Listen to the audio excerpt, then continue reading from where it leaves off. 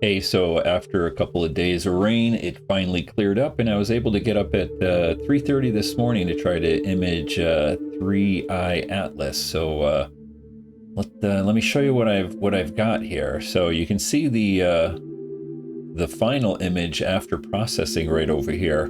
But I've been watching Ray's astrophotography and kind of enjoying his little bit more in-depth look at the comet, and so I wanted to try to see if I can see the rotation of the comet.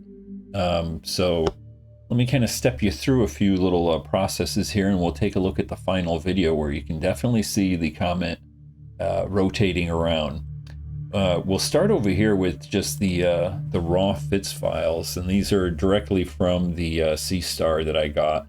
I got about half an hour of them, and you can see the comet right there, right in the center. And I'll just flip through these or blink through them really quick. You can see it's kind of jumping around. And one little interesting thing, right over here, I got one frame. I'm pretty sure this has got to be a meteorite that came through the picture. So, because some of the other images that I have, you can see the satellites going by, and they don't look anything like that one right there. But anyway, once processing that in Serial and doing a little bit of stretching and stuff like that, here's the image that we kind of got. But like I said, after watching Ray's videos, I wanted to see if I can see this thing rotating, because he was showing a lot of rotation, you know, like it was spinning around, and I wanted to try to see that. So I don't really care about the little tail. There might be a tail here and maybe a little spike coming off the front of it over here, I guess. But let me show you what I got here. So what I did was I was using Wondershare, which is a video production software that I use for some other projects. But I can stack up the images and everything in there and run a nice video, which we'll take a look at. Now, in Serial, I did use which script here? I did use Nastromenes, I'm saying that wrong, Comet processing script to do all the actual processing. And then what that left me with, if I come over here, was a bunch of images in my let's see here, where is it? In the time-lapse folder. So what I'm gonna do is just import all of these, and we'll kind of run through it. I'll get all of these, drop them into here, and then just drop them into a timeline here. And then what I'm going to do is I'm going to change the duration of this from 5 seconds down to, oh, maybe like 0.7.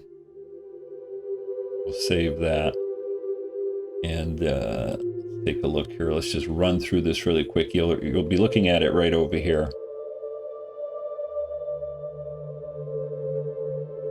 So you can see the movement right there. Let me go ahead and try to zoom this in a little bit more. Zoom it all the way in.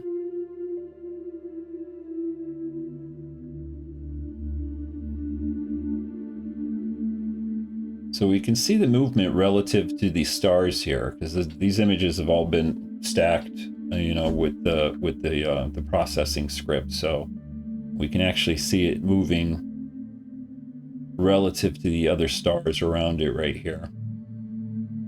Now, I did a little bit more processing on that with the tools inside of here, and I managed to come up with a video where I kind of tried to at least get rid of all of the other details and stuff like that, and try to just see the core of the comet and its actual rotation. And so I managed to get that in this video, and I kind of zoomed it in, and this is heavily processed. and kind of rotated around. But you can see right here, you can clearly see that that's rotating around. It's spinning around, or actually, I guess in this case, it's spinning around like that,